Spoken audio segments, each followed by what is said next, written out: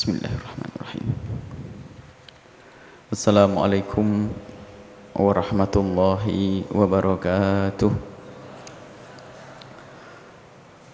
Innal hamdalillah nahmaduhu wa nasta'inu wa nastaghfiruh wa na'udzu billahi min shururi anfusina wa min sayyiati a'malina. May yahdihillahu fala mudilla lahu wa man yudlil fala hadiyalah.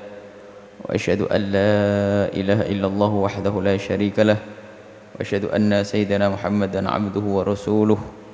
Allahumma salli wa sallim ala habibina wa syafi'ina wa maulana sayyidina Muhammad wa ala alihi wa ashabihi wa tabi'ina lahum bi ihsanin ila yaumiddin. Allahumma ya rabbana inna nas'aluka ilman nafi'a wa inna ya rabbana na'udzubika min ilmin la yanfa' wa amalin la yurfa' wa qalbin la yakhsha' wa 'ainun la tadma' wa nafsin la tashba' innaka anta 'ala kulli syai'in qadir. Usturna ya rabbana yawmal qiyamati ma'a zumratil ulama'il 'amilin wad du'atil mukhlisin wal awliya wal anbiya wasyuhada ma'a habibika sayyidina Muhammad. Urzuqna ya rabbana tawbata qabla al-maut wa syahadata 'inda al-maut wal jannata ba'da al-maut. Amma ba'du. Kami cintai yang kami muliakan para hadirin hadirat, para pemirsa, para pendengar, para pecinta dan perindu kemuliaan, pecinta dan perindu majelis ilmu, yang semoga seperti kita kumpul saat ini, semoga kita kelak dikumpulkan oleh Allah di surga bersama Nabi Muhammad sallallahu alaihi wasallam. Sebelum kita membaca kitab Hikam Ibn Atha'illah As-Sakandari, seperti biasa ada muqaddimah. Kita akan kembali kepada muqaddimah kitab Mukhtasar Ibn Abi Jamrah, Mukhtasar kitab Sahih Bukhari. Kita sudah sampai kepada hadis yang ke-132, Anas. Qala al-musannif rahimallahu ta'ala nafa'ana Allah bihi wa bi ulumihi wa bi ulumikum fid darin amin. Kita sudah sampai kepada ini, an Anasin radhiyallahu anhu. An Anasin bin Malik, diriwayatkan dari Sayyidina Anas bin Malik, anin Nabi, dari Nabi Muhammad sallallahu alaihi wasallam, bahwasanya Nabi bersabda, at-ta'unu syahadatun, at-ta'unu syahadatun likulli muslimin. Ta'un adalah wabah. Jika wabah menimpa kaum mukminin, lalu mereka tertimpa wabah hingga wafat, maka yang demikian itu disebut sebagai syahadatun, mati dalam keadaan mati syahid.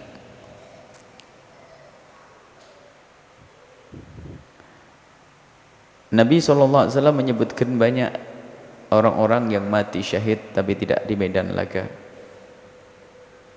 Kadang hanya di kasurnya yang merasakan sakit. Banyak di antaranya wanita yang meninggal karena sebab kelahiran. Apakah dia meninggal di saat ia melahirkan atau beberapa waktu, sisa-sisa sakit karena melahirkan, kemudian dia meninggal karena itu, maka dia adalah mati syahid, dimuliakan oleh Allah dan diampuni dosa-dosanya. Orang yang kena ta'un, wabah, dan juga diantaranya adalah orang man yaqtulhu batnuh, al-mabtun, yang sakit perut, sakit di dalam. Dan semoga ini termasuk di dalamnya adalah orang yang kena penyakit kanker. Kalau dia sabar dengan itu semuanya, maka dia akan mendapatkan gelar mati syahid. Sabar dan menerima kalau itu dari Allah Subhanahu wa ta'ala. Nabi pernah menyebutkan aktsar syuhada i ummati ashabul furush. Banyak orang-orang mati syahid dari umatku di atas ranjang, di atas kasur. Di antaranya adalah ta'un, wabah. Wabah macam-macam, ada wabah menimpa jasad sehingga keluar darah lalu meninggal, atau wabah Sebagian ulama mengatakan wabah, misalnya wabah muntaber, wabah demam berdarah, wabah. Kalau kita semuanya itu kembalikan kepada Allah, maka ketahuilah bagi orang yang meninggal karena wabah tersebut, maka ketahuilah dia adalah orang yang mati syahid. Dan dikatakan lisyahidi indallah, bagi orang yang mati syahid di hadapan Allah Subhanahu wa taala itu ada banyak kemuliaan. Di antaranya yughfar lahu fi awwali daf'atin min damihi, pertama kali muncrat darahnya jika itu mati di medan laga, atau rasa sakit yang dirasakan saat itu. Termasuk kalau orang mati syahidnya bukan karena di medan laga, akan tapi karena penyakit wabah tersebut, termasuk di antaranya kalau muntaber, muntahannya demam berdarah, darah yang mengucur, maka itu semua musibah yang ditimpakan oleh Allah kepada seorang hamba tersebut, maka akan menjadi sebab diampuni dosanya oleh Allah. Kalau meninggal yura maq'aduhu fil jannati, yura mungkin di ara yura diperlihatkan maq'adahu, tempat duduknya di surga nanti. Jadi sebelum mati itu, sebelum dicabut nyawanya, terlihat surga. Asalkan di saat diberi penyakit langsung ingat Allah. Subhanallah. Kita teringat di majelis ini, kita mendengar kabar salah satu anak yang lagi belajar di pesantren meninggal dan kena ta'un, wabah demam berdarah yang menimpa saat itu. Meninggal bisa di mana saja. Datang ayahandanya, subhanallah, keluarga mulia, ayahandanya berkata spontan bahasanya, untung kau meninggal dalam keadaan menuntut ilmu, mendapatkan kemuliaan dan mati syahid, syahid di atas syahid, dalam keadaan sakit, dalam keadaan fi sabilillah, di jalan Allah menuntut ilmu. Semoga yang menuntut ilmu diberi kesehatan dan jihadnya nanti insyaallah, wafatnya mati syahidnya setelah berjuang panjang di dalam membela agama Allah Subhanahu wa taala. Ada yang buru-buru diambil oleh Allah seperti itu. Kemudian apa? Wajaru an mi'adzabil qabri, tidak mendapatkan siksa kubur. Allah. Wa ya'manul faz'al akbar, akan merasa aman nanti di saat kita dibangkitkan di mahsyar, satu suasana yang sangat dahsyat. Allah.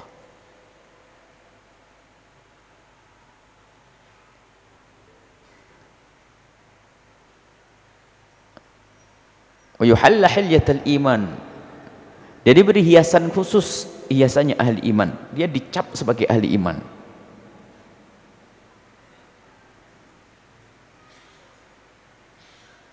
Wa yashfa' fi 70 insanan min aqaribihi, dia memberikan syafaat kepada 70 dari keluarganya. Allah memberikan syafaat 70, syahid apapun. Dan masih banyak lagi janji-janji dari Nabi SAW tentang orang yang mati dalam keadaan mati syahid. Maka siapapun di antara kita yang mendapatkan musibah semacam itu, hendaknya segera kita kembalikan kepada Allah dan mengharap janji-janji kemuliaan tersebut. Dan bagi yang sehat selamat, bersyukurlah kepada Allah atas keselamatan itu, sebab mensyukur nikmat termasuk ibadah. Bersyukur dan jadikan itu musibah yang menimpa saudara kita ini pelajaran bagi kita. Allah pun bisa menimpakan musibah kepada kita, kita sabar atau tidak. Dan semoga Allah matikan kita dalam keadaan mati syahid nanti dengan cara yang paling bagus. Kita ingin mati dalam keadaan sujud di dalam sholat kita, husnul khatimah, dalam keadaan mengajar, dalam keadaan mulia. Baik, bicara tentang kematian ini tadi, artinya apa? Kematian bagi orang yang kenal Allah tidak akan menjadi sesuatu yang menakutkan. Kematian bagi ahli iman tidak menjadi sesuatu yang ditakuti. Tapi memang mereka tidak boleh menantang untuk mati seperti orang kebanyakan amal. Akan tapi kenyataan di saat dicabut nyawa kita dan kita punya iman, maka ketahuilah bahwa kita akan berpindah dari satu tempat yang kita anggap lapang selama ini, ternyata kita anggap sempit ini semua dibanding tempat kita setelah kita meninggal dunia. Inilah jadi mati syahid diantaranya ta'un. Maka kalau kita datang kepada siapapun, kunjung kepada orang sakit, beri kabar gembira. Apalagi orang meninggal dunia, fahami. Dan kita pasti kena ini, kalau bukan saudara kita, sahabat kita, pasti menemukan kejadian ini. Hanya kita menyikapi musibah itu sebagai apa? Kalau kita pasrah dan diberikan kepada Allah tanpa harus ribut. Nah, kalau kita tidak terima, maka tidak akan menjadi sebuah kenikmatan bagi kita nanti. Tidak terima dengan apa yang Allah putuskan kepada kita. Baik, at-ta'un syahadatun likulli muslim, bagi orang muslim saja. Bagi yang tidak beriman, itu awal muqaddimah daripada bencana. Maka kami selalu himbau untuk berprasangka baik kepada siapapun ahli iman yang tertimpa musibah, baik itu di tsunami, goncangan gempa di Jogja, kemudian peletusan gunung Merapi di mana. Jangan berprasangka buruk kepada mereka, lalu mengomentari mereka dengan komentar yang tidak enak. Misalnya apa? Wah, memang Jogja tempatnya maksiat, makanya ditimpa oleh Allah, mesti ditimpakan oleh Allah kepada mereka musibah. Ini kan suudon kepada orang yang meninggal dunia. Tsunami Aceh mah dulu baik, sekarang bejat semuanya, makanya kena tsunami. Ini kesombongan kita memandang musibah. Apakah kita tidak sadar dan tidak tahu sebagai ahli iman bahwa musibah yang ditimpakan oleh Allah kepada orang tsunami, kalau dia adalah ahli iman, ketahuilah luapan pertama itu adalah pengampunan dosa bagi mereka. Mereka ahli iman. Himpitan gempa yang menimpa mereka saat itu yang ada di Jogja, kalau dia adalah orang yang beriman kepada Allah, adalah sama penghapus dosa.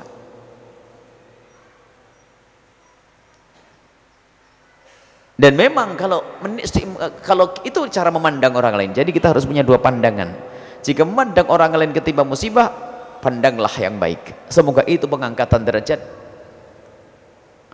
Tapi kalau kita yang ketimpa musibah, harus sadar mungkin karena dosa kita inilah, harus gitu. Jadi kalau nunjuk orang lain, jangan wah ini karena banyak dosa, enggak. Kita pernah komentar seperti itu, naudzubillah. Kita menggunjing, menyakiti mereka, akan tersinggung perasaan keluarganya nanti. Dan ini menggunjing mereka seolah-olah mereka adalah ahli maksiat yang harus masuk neraka. Oh tidak. Selagi mereka ahli iman, ke gempa, kena gempa, termasuk bagian mati syahid. Jangan sampai kita mengomentari dengan kesombongan, wah karena mereka maksiat maka ditimpakan musibah. Ketahuilah bahwa kalau di Jogja ketimpa musibah karena dosa-dosa mereka, tsunami yang ada di Aceh karena dosa-dosa mereka, maka ketahuilah Cirebon pun sudah waktunya kena tsunami dan gempa bumi.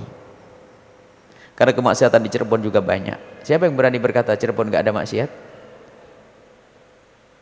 Sudah, jangan rasa buruk kepada orang, komentar di koran, di radio, di televisi, macam-macam. Wah ini karena musibah, gara-gara kita berjubah pakai kopiah itu musibah, lihat kejadian itu, bencana itu karena musibah, karena dosanya orang yang ada di Jakarta sana. Hah, di Cirebon nggak ada orang berdosa? Sudahlah, kalau urusan dosa ngelihat diri sendiri. Setiap saat kita keluar jalan, saya ngelihat pemandangan yang tidak karu-karuan. Allah, belum lagi berita sana, berita sini, situ, banyak maksiatan di sini. Kita perlu koreksi diri saja, sudahlah. Ayo, menggunjing manusia, komentar, kau seolah-olah dia sudah suci, bebas daripada dosa, lalu berkata itu karena dosa-dosamu kau ketimpa musibah.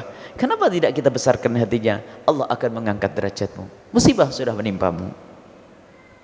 Kalau menimpa kita, iya, wahai saudara-saudaraku, ayo istighfar.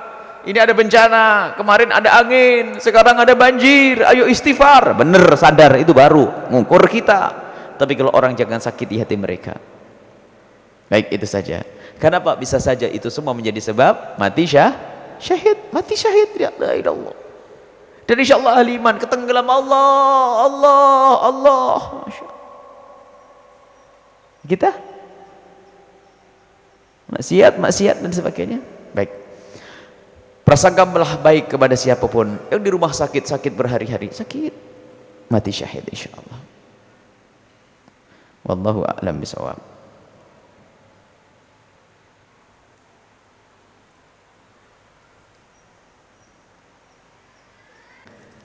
Baik, kita langsung kepada hikamnya Ibn Atha'illah As-Sakandari. Cukup insyaallah itu untuk bekal bagi kita untuk menilai orang sakit ataupun di antara kita kena penyakit. Ayo serahkan kepada Allah. Semuanya bakal mati, wah ikhwan. Semua bakal mati, dan itulah di dunia itu. Kalau tidak fakir ya sakit. Tapi kalau orang paham fakir menjadi diangkat derajat. Karena apa? Memang ini harus kita tinggalkan. Ini harus kita tinggalkan. Tidak ada pembatas antara ahli iman dengan surga kecuali kematian. Jadi kalau seandainya ahli iman itu, ketahuilah sesungguhnya ahli iman yang sesungguhnya kalau seandainya boleh minta mati hari itu. Cuman minta mati gak diperkenankan. Kita tidak boleh minta mati karena satu hal. Ya Allah matikan aku, kayak sudah kebanyakan amal. Minta matikan aku, orang putus asa. Ya Allah panjangkan umurku dalam ketaatan agar saya naik pangkat derajat. Nah, itu yang benar. Minta mati bukan suatu yang baik, kayak kebanyakan amal hebat benar, kayak jaminan surga. Cuman ahli iman kalau tahu hakikat keimanan, dia tidak ingin lama-lama. Kalau tahu pangkatnya orang yang sakit, dia pengen sakit setiap hari. Dan itu dirasakan ahli iman. Para solihin itu kalau tidak sakit seminggu mereka nangis. Orang-orang soleh ahli Allah kalau tidak sakit seminggu mereka nangis. Karena apa? Khawatir tidak diangkat derajatnya, khawatir tidak diampuni oleh Allah. Sebab kalau sudah sakit itu pasti. Karena Allah tidak akan memberikan seperti itu kecuali benar-benar diangkat. Tapi kalau kita beristighfar, diterima atau tidak. Tapi kalau sudah timpakan musibah, itu adalah pasti untuk pengurangan dosa. Karena jelas. Makanya para kekasih Allah kalau diberi sakit itu mereka alhamdulillah. Diberi kefakiran ahlan wa sahlan bi syi'aris sholihin. Kalau dikasih kefakiran, kekurangan sakit, mengatakan ini syiarnya orang-orang soleh. Allah. Pangkat tinggi. Pangkat kita itu pangkat syukur dulu deh. Sudah. Pangkat kena musibah kayak ngeri banget, ya takut musibah. Sudahlah pangkat syukur, ya Allah jadikan saya hamba yang bersyukur, ya Allah. Syukurlah, syukur juga ahli surga ini. Mereka sekarang ayo syukuri. Allah berikan apa kepada kita? Syukuri. Diberi kesehatan untuk ngaji, ibadah, biar rezeki sedekahkan. Apakah nunggu dikasih musibah baru naik pangkat? Syukur. Ayo kita jadi hamba bersyukur. Cuman kita perlu ilmu musibah agar kita punya bekal untuk nasihati orang, untuk mengingatkan orang, atau kalau ada musibah sekecil apapun kita kembalikan kepada Allah agar menjadi besar pahalanya di hadapan Allah Subhanahu wa taala. Baik, kita akan langsung kepada hikmah. Qala al-musannif rahimallahu taala nafa'anallahu bihi wa bi ulumihi wa bi ulumikum fid darin amin ila anqal. Mata waradatil waridatu al-ilahiyatu ilaika hudimatil awaidu alaika innal muluka idza dakhalu qaryatan afsaduha. Waridat al-ilahiyah. Pada pertemuan yang lalu kita sudah membahas bagaimana orang sampai kepada Allah dengan dua. Ada orang yang sudah oleh Allah diambil sampai kepada Allah, maka nanti diberi oleh Allah ilmu. Sebenarnya namanya arifin. Orang yang kenal Allah. Jadi arifin itu orang yang alim kenal Allah, kadang diambil oleh Allah, dikenalkan. Allah mengambil hatinya. Allah mengenalkan dirinya kepada hatinya. Artinya Allah memberikan kasih, Allah memandang dengan mata kasih sayang, Allah memandang dengan kasih sayang sehingga hatinya menjadi hati yang kenal Allah.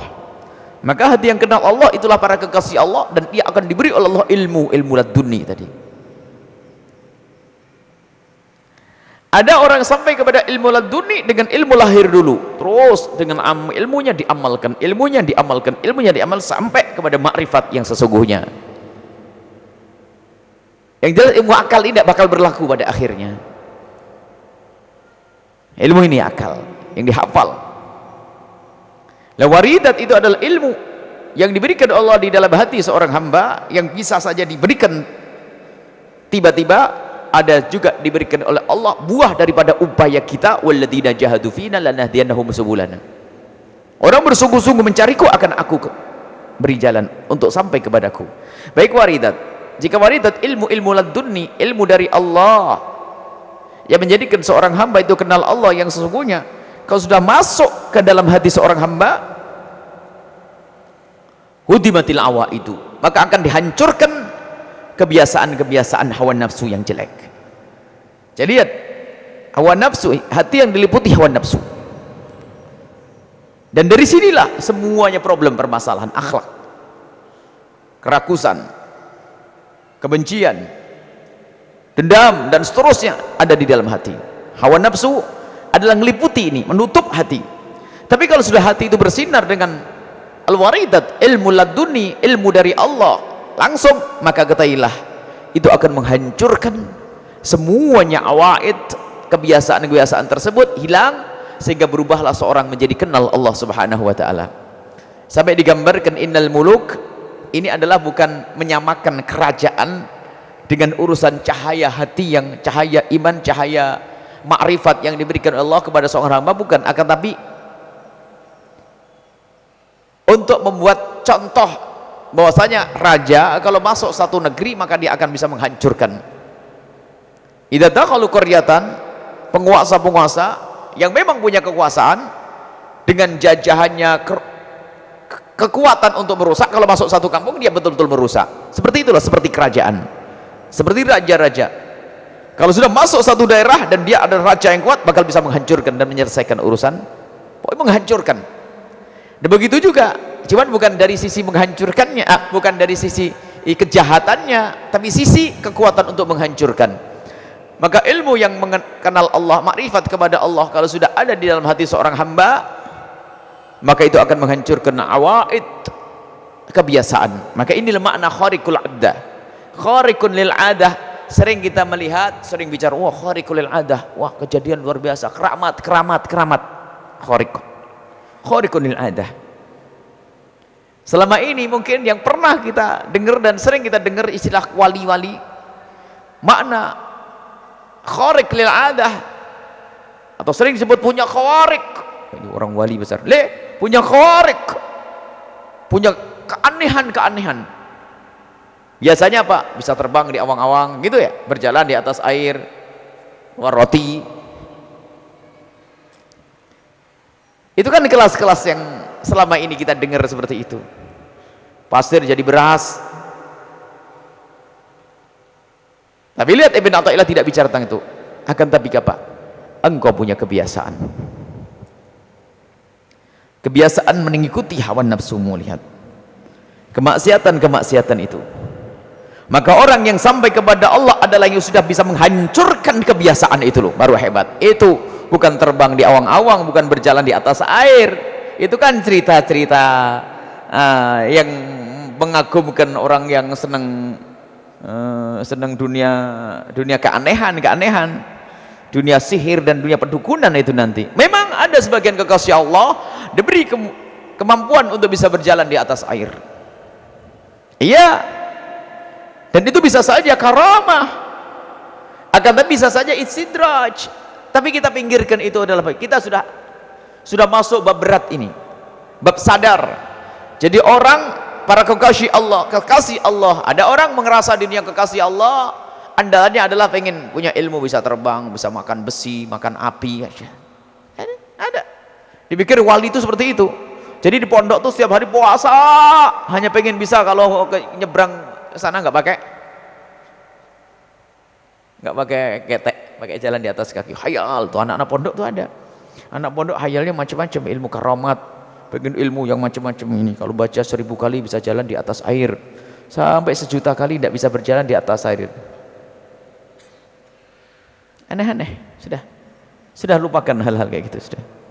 Terminal khariqul adah adalah maksudnya orang khariqul adah, orang yang bisa menembus, menghancurkan kebiasaan hawa nafsumu. Itu loh wali. Nah makanya ilmumu Jika belum bisa menghancurkan kebiasaan jelek hawa nafsumu, maka itu bukan waridat ilahiyah, maka ilmumu ilmu otak saja. Ini sebenarnya untuk mengingatkan gitu Imam Ibn Athaillah Sakandari. Kau belajar ilmu apa? Ilmu hadis, baik. Ilmu tafsir, oke. Ilmu fikih, kau menjadi seorang alim, gelarmu alim, alama, sangat alim. Di mana ilmu itu? Sudahkah ilmu itu akan menghancurkan awaid kebiasaan-kebiasaan hawa nafsumu atau belum? Kalau ternyata belum, awas, jangan mengaku dirimu wali. Biarpun kau dicium tangan oleh 1000 manusia, 1.000.000 manusia, semua orang mengatakan kau wali, kau yang tahu dirimu sendiri. Allah, jauh kita, Masya Allah. Kau yang tahu dirimu sendiri. Bagaimana dengan hawa nafsumu yang ada di dalam dirimu? Sudah kau hancurkan belum? Apakah ilmu-ilmu waridat itu sudah menghancurkan hawa nafsumu atau belum? Kalau belum, sadar dirimu rasanya kau belum menjadi wali makrifat kepada Allah Subhanahu wa taala. Sebab itu kayak itu. Hati yang diliputi oleh hawa nafsu tertutup sehingga tidak bisa mengenal Allah. Allah berikan ke hati tersebut sinar makrifah, waridat tadi, langsung hancur. Dan banyak kisah dikisahkan, adalah termasuk diantaranya adalah suatu orang yang Qadhi Iyad. Ada Qadhi Iyad, Ibn Mubarak juga itu. Qadhi Iyad adalah satu orang yang mula-mula adalah kerjaannya mencuri, mabuk, segala macam. Suatu ketika, termasuk Malik bin Dinar. Malik bin Dinar adalah pemabuk, preman pasar. Qadhi Iyad juga begitu. Suatu ketika lagi ingin mencuri, naik ke pagar mau mengambil sesuatu di dalamnya. Tiba-tiba di dalam rumah tersebut ada seorang membaca ayat suci Al-Quran, alam ya'ni lilladzina amanu an tahsha'a qulubuhum li dzikrillahi wa ma nazala minal haqq wa la yakunu kalladzina utul kitab min qablu fatala 'alaihimul amadu faqasat qulubuhum. Alam ya'ni lilladzina amanu. Dia paham, orang ngerti bahasa Arab. Lain jadi masalah kita dengar ayat nggak paham bahasa Arab, gimana nanti ya? Namanya waridat bisa saja. Alam yakni, apakah belum datang waktunya? Maksudnya sekarang, kapan lagi? Alam yakni, kapan lagi? Sudah, apakah belum datang waktunya? Alam yakni antah sya'aqulubuhum, untuk khusyuk hati mereka itu di saat lidzikrillah, untuk berzikir kepada Allah. Wa man nazala minal haq, khusyuk kepada apa Allah yang Allah turunkan dari kebenaran. Wala yakunu, jangan sampai mereka terus menjadi seperti orang-orang yang mendapatkan kitab-kitab suci pada orang dahulu, tapi mereka enggak segera menyambut seruan kitab suci, sampai lama-lama sampai keras hati mereka. Maksudnya apa? Hei orang-orang yang mendengar, apakah belum tiba waktumu untuk kembali kepada Allah, berzikir kepada Allah? Apakah terus kau biarkan ayat Al-Quran dikumandangkan sementara kau tidak menyambutnya, sampai menjadi keras hatimu, terjatuh dari mendengar, terjatuh dari pagar, lalu dia menangis, pergi ke masjid. Subhanallah. Waktu pergi ke masjid, setelah dia mandi mau wudu, tiba-tiba waktu sholat subuh di belakang imamnya membaca alam ya'nil ladzina amanu an tahsha'a qulubuhum, tambah menangis dia. Subhanallah. Setelah itu lihat kebiasaan buruknya hilang, dan dia tidak mau berzina lagi, tidak mau melakukan kejahatan, tidak mau semuanya. Karena apa? Sudah mendapatkan waridat ilmu. Dan banyak ternyata kita menemukan di hari-hari orang tiba-tiba berubah, tidak mau melakukan semuanya. Nah itulah Allah berikan ilmu di dalam hatinya, sehingga apa? Kebiasaan-kebiasaan tidak dihancurkan. Nah ilmu batin, ilmu laduni. Dan banyak kisah-kisah, sampai dikisahkan suatu ketika Syekh Muhammad Said Ramadan Al-Buti mengisahkan tentang seorang anak muda yang dia adalah ngambil fakultas kedokteran. Selama ini dia biasa tasrih jinai, ternyata apa anatomi, untuk tasrih itu apa, ilmu bedah apa namanya, organ segala macam begitu. Jadi belajar ini semuanya, akhirnya dengan laboratorium dan sebagainya. Selama ini tidak ngapa-ngapain, biasa saja. Tiba-tiba suatu ketika masuk laboratorium, dia menjerit. Rupanya apa? Dari hari ke hari dia merenung. tentang unik dan dahsyatnya ciptaan Allah. Sampai pada titik keimanan dia menjerit, rupanya apa? Perubahan saat itu. Yang semula tidak pernah kenal sholat, kenal ibadah, mulai hari itu menjadi berubah. Dan begitulah. Dan tidak mustahil, dan banyak orang dulu mabuk dan sebagainya tidak bisa menangis. Nah sekarang kita ini bagian yang mana itu loh? Kita menuntut ilmu setiap hari, apakah ilmu kita sudah ilmu yang betul-betul akan merubah kebiasaan buruk kita? Lah kita pengen khawarik kita seperti itu. Kita dikatakan orang yang punya khawarik, bukan khawarik yang aneh-aneh itu, sudah kita lupakan khawarik aneh-aneh itu. Mabuk katanya wali, ini kan zaman sekarang zaman rusak, nggak ada itu. Jadi khawarik memecah kebiasaan adalah kebiasaan buruk, kebiasaan jelek, adat yang jelek, adat hawa nafsu kita pecahkan, kita hancurkan itu dengan keimanan. Makanya ilmu dalam hadis Nabi SAW, man izdada ilman walam yazdad hudan, hudan itu adalah waridat ilahiyah. Orang tambah ilmu di otaknya dengan belajar menghafal, berguru dengan profesor, berguru dengan ulama, tapi kalau ternyata tidak bertambah apa yang di dalam hatinya, tidak ada nur, bukan tambah dekat kepada Allah, tapi justru tambah jauh dari Allah Subhanahu wa taala. Man istada ilman wa lam yazdad hudan lam yazdad minallah illa bu'da, tidak akan tambah kecuali tambah jauh dari Allah Subhanahu wa taala. Nah, maka ini adalah pelajaran ya. Ibn Athaillah itu mendidik kita seperti itu, untuk koreksi semuanya. Jangan hanya kita mengaku, kalau ngaku mah enak, ngaku sampai kepada Allah. Hakikat kita perlu. Hakikat, dan hakikat ini luar biasa. Dan seorang sampai kepada hakikat itu sendiri juga pemberian dari Allah. Maka kalau sekedar mengaku-ngaku nggak laku di sini. Ngaku wali. Wali bagaimana maksiat masih jalan hawa nafsu, gunjing berjalan. Tidak ada itu. Dan kita pun disebutkan juga waridat itu kadang-kadang kadarnya bermacam-macam. Ada kadar yang kuat sehingga untuk menghancurkannya juga kuat. Ada kadarnya kecil, ya kecil juga, hanya bisa bergerak, tiba-tiba pengen bangun malam. Kalau sholat malam bisa menangis, itu saja. Cuman masih ragu-ragu untuk meninggalkan pekerjaan yang haram nih, setengah-setengah. Cuman sesaat nangis, masih di pekerjaan yang haram. Berarti sinarnya masih kurang. Akan tapi teruslah dan berusahalah mujahadah sampai sinar itu kuat di dalam dirimu, sehingga apa? Akan bisa menghancurkan kebiasaan jelek kita. Alladzina jahadu fina lanahdiyannahum subulana, yang bersungguh-sungguh untuk mencari itu akan diberi oleh Allah. Maka jangan ragu, cari terus, mujahadah, berusaha. Memang kita berlatih dulu, ya Allah, aku meninggalkan kemaksiatan ini agar bersih hatiku, ya Allah. Maka yang harus benar-benar kita pahami, gak cukup dengan akal. Kalau cukup dengan akal, orang kafir, orang orientalis sudah benar dari dulu, karena mereka berusaha untuk mempelajari Al-Quran, berarti membaca Al-Quran, bahkan ada yang menghafal Al-Quran, tapi apakah ada pengaruh buat mereka? Tidak, karena ilmunya hanya di otak. Kalau memang urusan menjadi baik, akhlak mulia itu cukup dengan otak, gak perlu ilmu tarbiyah, ilmu pendidikan, ilmu tasawuf.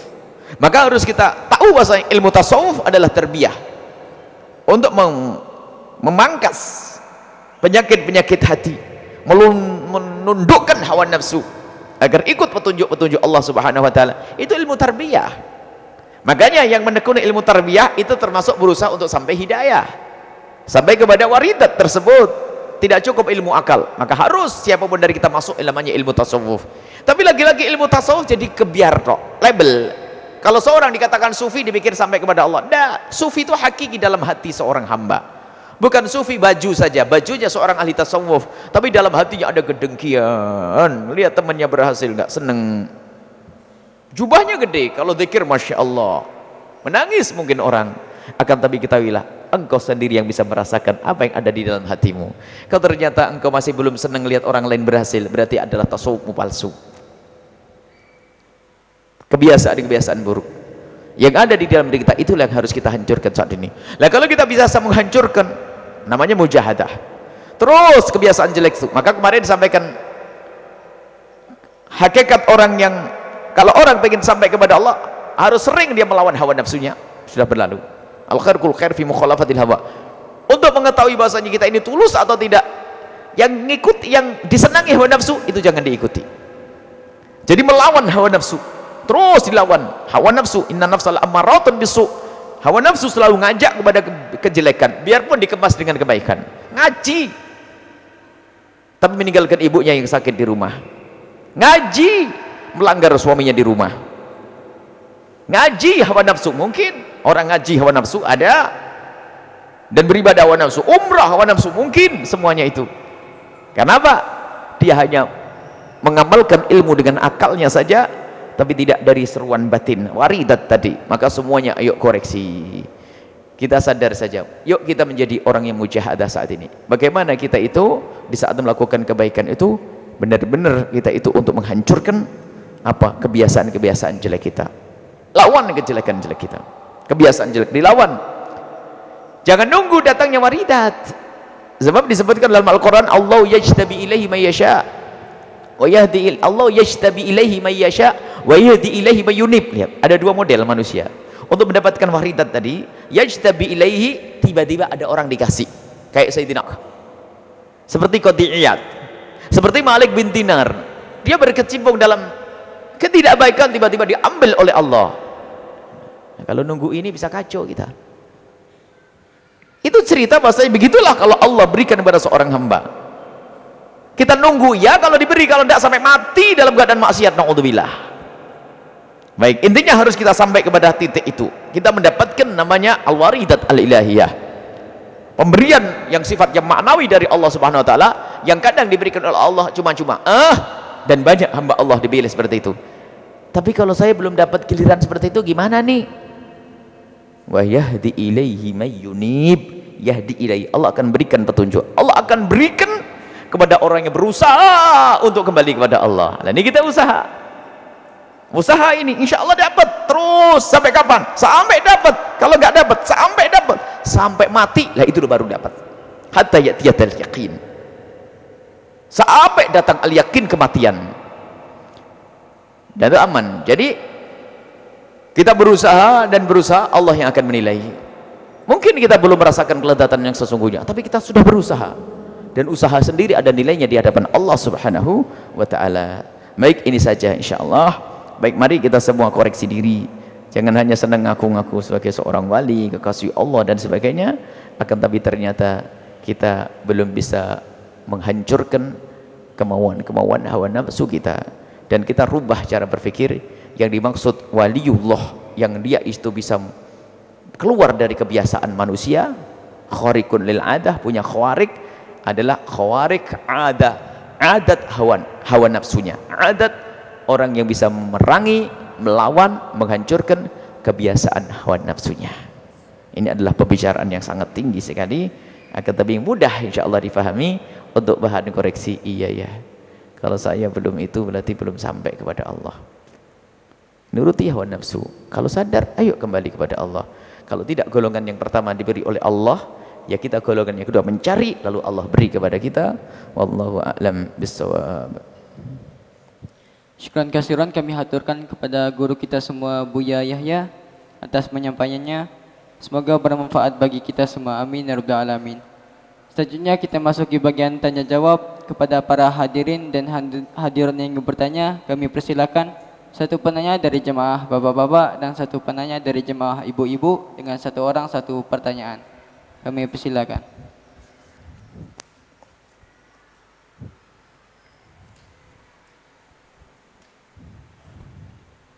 Assalamualaikum warahmatullahi wabarakatuh. Assalamualaikum warahmatullahi wabarakatuh. Buya Yahya yang kami muliakan, begini, ada contoh kasus, misalkan saya itu seorang guru, Buya, misalkan sekolah saya itu, kalau kita berbicara tentang sekolah swasta di kota Cirebon itu kan, katakan sekolahnya itu tingkat derajatnya SMP dan SMA, itu kan kolaps itu umumnya di kota Cirebon. Nah, dengan kolapsnya itu kan sekolah itu membutuhkan membiayai guru untuk setiap bulan, itu seperti itu. Nah, kalau sekolah itu, misalkan saya sebagai kepala sekolah, kalau sekolah itu tidak menerima bantuan yang ditawarkan, misalkan katakan oleh dinas pendidikan, kan yang namanya dinas pendidikan itu tidak menawarkan segala sesuatu secara gratis biasanya. Misalkan ada tawar-tawaran dapat bantuan ini berapa persen mau ngasih ke saya kan gitu. Nah, kondisinya itu kan sedangkan sekolah itu kolaps, WC-nya itu rusak misalnya dan sebagainya untuk membangun gedung-gedung sekolah yang sudah pada bocor dan sebagainya. Sedangkan ya tadi untuk mempertahankan sekolah tadi itu akhirnya menerima bantuan dari dinas pendidikan tersebut ya untuk membiayai operasional sekolah tersebut begitu. Jadi mudah-mudahan Buya paham yang saya maksudkan. Mohon maaf barangkali ada salah perkataan. Assalamualaikum warahmatullahi wabarakatuh. Warahmatullahi wabarakatuh.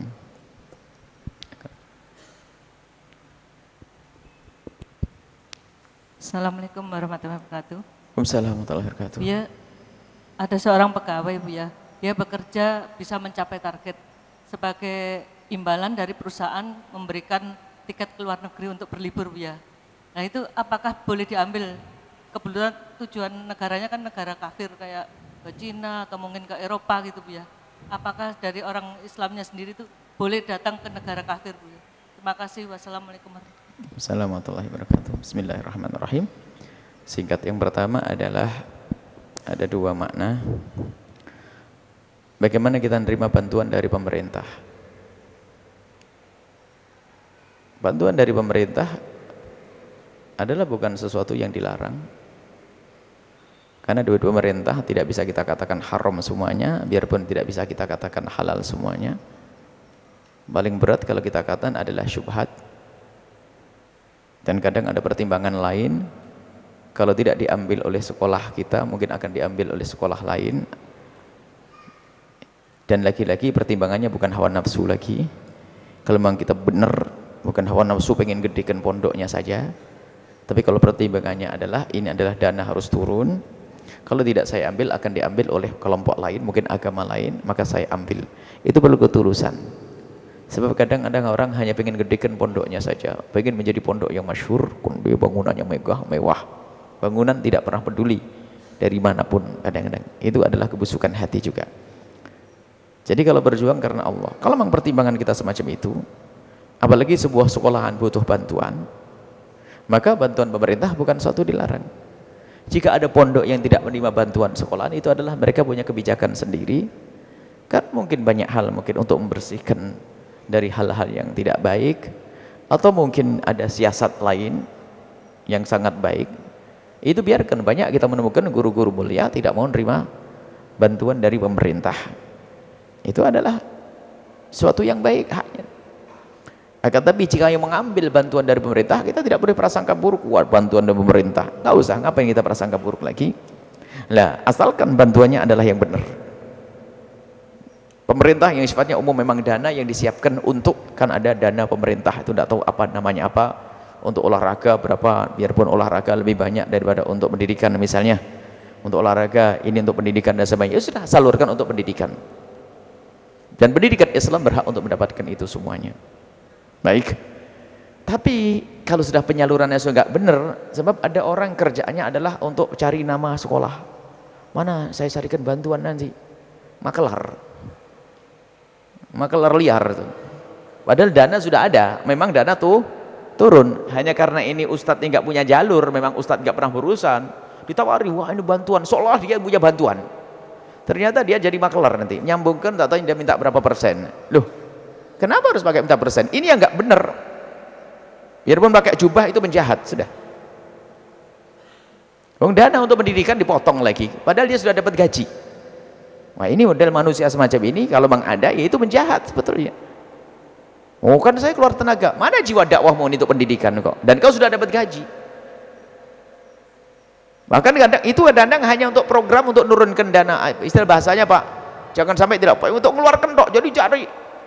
Kadang-kadang mestinya dana 200 juta hanya keluar 70 juta atau 100 juta atau 10 juta, 50 juta kemana? Kalau bahasa orang sekarang disunat, banyak yang nyunat. Innalillah. Lah kalau memang kita melihat semacam itu, maka kita boleh mengambil kebijakan baru lagi, adalah kami tidak akan mengambil kalau caranya seperti itu. Karena apa? Kita menolong orang untuk bermaksiat. Cuman ada bisikan lagi, kalau memang tidak bisa diambil kecuali dengan cara seperti itu, kalau memang tidak bisa diambil dan itu hak kita, dan perlu dibantu. Misalnya itu negeri yang sangat melarat, fasilitas pendidikan Masya Allah, bantuan dari orang kaya pun nggak ada, kebutuhan mendesak, kita mengambil bantuan biarpun dengan cara seperti itu, ambil. Yang dosa itu manusia-manusia itu. Tapi selagi kita bisa menghindar, kita juga pendidikan tuh dia enggak, saya enggak mau seperti itu. Dan paling enak yang awal tadi sudah, tanpa butuh dengan yang demikian itu, lebih enak memberdayakan para jamaah. Makanya di antara para masyaikh, para guru-guru lebih senang memberdayakan daripada hartanya para kaum muslimin, itu lebih senang, lebih lega. Tidak usah memberdayakan dengan dana pemerintah. Tapi kalau dana pemerintah pun tidak dikatakan dana haram. Gaji pegawai adalah halal. Kita tidak mengatakan gaji pegawai haram. Itu bukan haram, harus seperti itu. Cuman kadang orang ada pengen mempunyai tingkat kewaraan, tingkat kemuliaan, saya tidak mau bantuan dari pemerintah. Kalau ada bantuan tidak boleh dengan cara semacam itu. Jadi cara itu adalah bukan cara yang benar, maka hindari. Dan harus Anda punya harga tawar. Kalau memang mau diturunkan dana, turunkan murni. Oh, hanya untuk tanda tangani saja kok sampai 50 juta, itu tanda tangan model apa itu? Datangi saja orangnya itu, pegang jenggotnya sama kepalanya begitu. Kalau ada, karena di Indonesia baik-baik semuanya orangnya, nggak ada itu di Indonesia Raya tuh. Tapi di Indonesia Kerdil nggak tahu ada. Kalau Indonesia Raya nggak ada raya kok, kayak Indonesia Jaya nggak ada gitu-gitu. Kalau ada ya semoga Allah memberikan hidayah kepada mereka dan jangan sampai melakukan itu semuanya. Alhamdulillah kita tidak pernah ketemu orang begitu. Jadi kita selama ini, selama ada bangun pondok dengan kawan, nggak pernah ketemu orang yang minta sunat.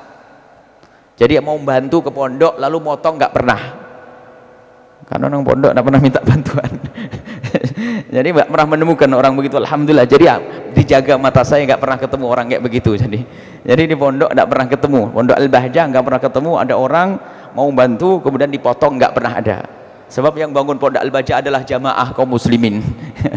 Ya ini, alhamdulillah. Jadi jamaah kaum muslimin membantu negara, hebat itu.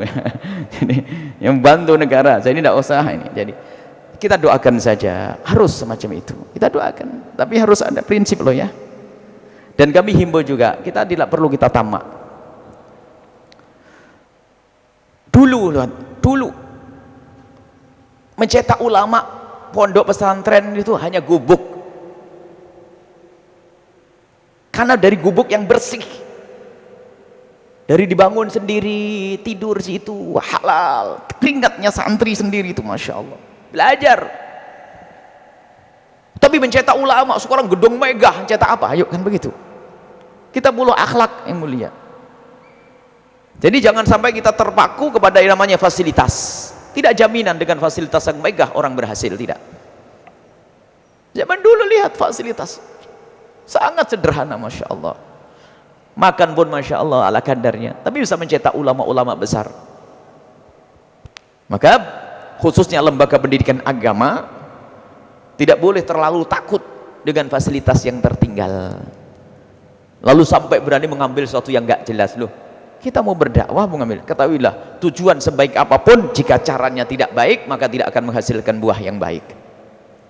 Maka kalau harus mengambil bantuan dari pemerintah dengan cara yang benar dan benar, haknya memang tidak ada bohong. Kalau memang pembangunan haknya 200 tidak usah proposalnya digedein, kadang-kadang double proposalnya, sebar sana sebar sini. Ini jago proposal nih, mestinya sudah beres, cuman asik proposalnya laku, agak terus dana. Jangan berbohong, kita tidak berbohong dakwah itu. Kita sering ingatkan, kalau pengen bantu berapa sih, kalau pengen bicara ke teman-teman, kita butuh duit 75 juta, katakan 75 juta, digedein dulu Bu ya, nanti takut kurang. Kalau kurang nanti ngomong lagi, selesai. Jujur 75, kenapa susah? Dan nanti kalau kurang, ini 75 juga minta, kurangnya tinggal minta lagi. Tapi kita sering bahasa dikemas, dipoles, biasa bohong loh. Dakwah kok bohong, mengaji bohong. Makanya kita sering marah, ada anak laporan, tak taunya apa? Sudah kita ngomong sama orang, besok nambah lagi. Kamu nih laporan nggak bener nih. Kalau bilang 15 juta, 12 juta. Sebab Buya ngomong ke orang juga 12 juta. Oh ya maaf, ya sudah dimaafin. Memang mau gimana lagi? Jadi kita dalam dakwah perlu kejujuran, tulus, jujur. Kalau sudah keluar dari kejujuran, biasanya pengen disanjung manusia. Pondokku paling gede, pondokku paling mewah. Masuk dalam dunia kekotoran hati. Adapun bertanya selanjutnya adalah hukumnya masuk negeri kafir. jika kita masuk negeri kafir, lalu akan terancam iman dan akidah kita mutlak haram.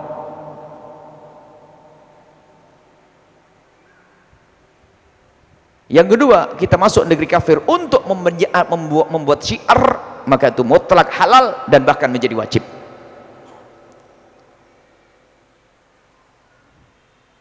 Satu. Yang ketiga adalah ini pertimbangan lain. Saya bisa menjalankan ibadah normal di sana, nggak ada yang kurang sama sekali, nggak ada yang kurang sama sekali.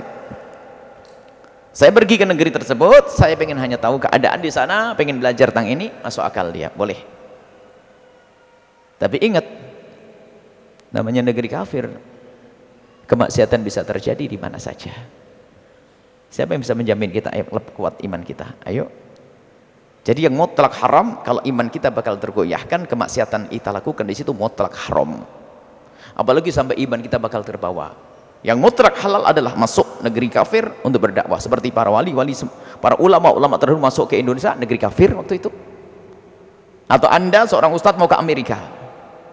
Ustadz ke Amerika mau melancong, ngapain? Mau ke pantai, apa? Mana sih? Aneh. Nah, kalau ke sana untuk dakwah, iya masuk akal. Mati di sana, mati syahid. Begitu sebaliknya. Tapi kalau ke sana bukan untuk tujuan dakwah, bukan juga untuk silaturahmi saudara, hanya untuk melancong melihat ini, perlu banyak pertimbangan. Bisa saja masuk bab haram, haram misalnya terjerumus. Haram sudah, kalau sudah ada bab haram. Tapi kalau pertimbangannya adalah ada pertimbangan biarpun bukan untuk ibadah, saya hanya pengen tahu saja. Tapi sholatmu gimana? Aman. Mata pokoknya ibadah aman, akidah aman, maka itu masuk bab boleh saja. Boleh saja. Tapi aman, harus aman. Tapi na'udzubillah ya. Kita tahu bagaimana di negeri yang namanya kafir, yang agama sudah Allah tidak dikenal, Nabi Muhammad tidak dikenal, kemaksiatan bisa terjadi di mana-mana. Wallahu a'lam bishawab. Ya, kalau hebat lagi sama-sama dikasih buat umroh saja. Ini baru cerdas ini. Kan sama-sama dikasih. Boleh enggak umroh? Enggak boleh. Loh kok enggak boleh? Kan katanya dikasih hadiah. Bos, saya buat umroh saja. Atau minta mentahnya saja, enggak usah belikan tiket. Lebih bagus. Bisa untuk nyumbang fakir miskin dan seterusnya. Baik. Wallahu a'lam bishawab. Kita tutup dengan doa, dan setelah doa kita baca Fatihah khusus. Dan mohon untuk malam ini tidak usah salaman karena kami ada janjian dengan yang punya kereta api nanti kalau saya terlambat, jadi bisa tidak mau nunggu nanti. Baik, kita baca doa dulu. Bismillahirrahmanirrahim. Alhamdulillahirabbil alamin. Allahumma shalli ala sayyidina Muhammad wa ala sayyidina Muhammad. Allahumma arhamna wa la tu'adzibna wa ansurna wa la takhdhulna wa afina wa la tumridna wa akrimna wa la tuhinna wa atina wa tughfir alaina innaka ala kulli syai'in qadir. Allahumma ya Allah, muliakan kami di dunia Allah. Muliakan kami saat kau cabut nyawa kami. Muliakan kami di alam barzah. Muliakan kami di padang mahsyarmu. Muliakan kami kelak di surgamu ya Allah. Jauhkan kami dari segala kehinaan saat ini ya Allah. Kehinaan di lahir kami dan kehinaan di batin kami Allah. Dan ilmu yang kau berikan kepada kami jangan sampai menjadi ilmu yang menjadikan kami terhina. Kami ingin ilmu ya Allah, ingin ilmu di hati kami Allah. Ilmu di hati kami, ilmu laduni ya Allah. Ilmu ya Allah yang bisa menghancurkan kebiasaan-kebiasaan buruk kami Allah. Kami ingin bimbinganmu ya Allah. Bersihkan hati kami dari segala macam penyakitnya. Jauhkan kami dari dengki kepada sesama kami. Jauhkan kami dari dendam kepada sesama kami. Jauhkan kami dari sombong dan jauhkan kami dari segala macam penyakit hati. Ya Allah, kami mohon siapapun yang mendengar suara ini atau kerabat-kerabat kami semuanya, jauhkan mereka dari sebab kehinaan ya Allah. Jauhkan mereka dari ketamaan. Jauhkan kami dari kami dan mereka semua dari berbuat zalim kepada sesama kami. Ya Allah, jauhkan pejabat kami dari korupsi. Jauhkanlah kami semua dari mengambil haknya orang lain. Jauhkanlah guru-guru yang ada di tempat kami atau para ustadz dari berkhianat, dan jauhkan kami dari segala dosa. Jauhkan pedagang-pedagang kami dari berbohong ya Allah. Dan mudahkan kami untuk melakukan kebaikan dan ketaatan. Engkau Maha tahu tentang kami semua yang ada di sini ya Allah. Pandang kami semua dengan kasih sayang-Mu ya Allah. Kabulkan hajat-hajat mulia mereka ya Allah. Yang belum menikah ya Allah. Mudahkan mereka untuk mendapatkan pasangan orang-orang mulia yang Kau muliakan, yang menjadi sebab mereka mulia di dunia dan di akhirat ya Allah. Dan yang sudah menikah, berikan kepada mereka keindahan kebahagiaan di dunia sebagai mukaddimah keindahan kelak di surga bersama kekasih-Mu Nabi Muhammad ya Allah. Ya Allah, kami mohon ya Allah, ampuni orang tua kami dan guru-guru kami semua ya Allah. Makmurkan pesantren-pesantren yang ada di kiri kanan ini, yang di tempat ini, dimanapun berada ya Allah.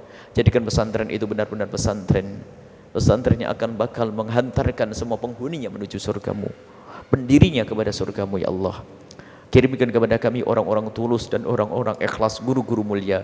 Jauhkan kami dari guru-guru yang tidak jauhkan kami dari guru-guru yang menjerumuskan ya Allah.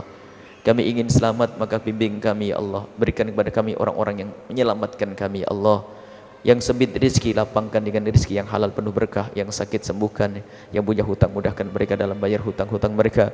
Dan ampuni dosa kami ya Allah. Jangan Kau sisakan sedikit pun dari dosa-dosa kami ya Allah.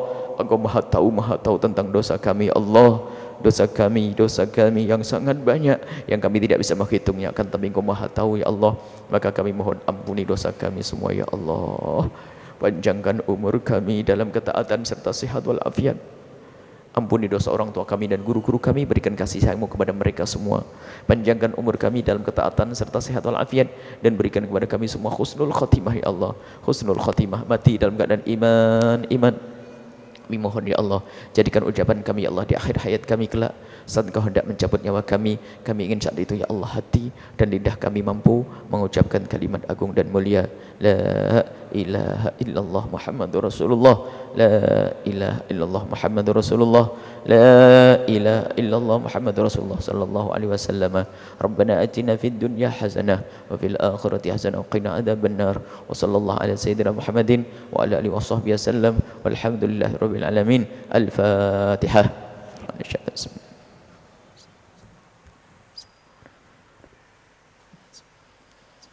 Terima kasih, mohon maaf, mohon doa selalu. Wabillahi taufiq hidayah. Assalamualaikum warahmatullahi wabarakatuh.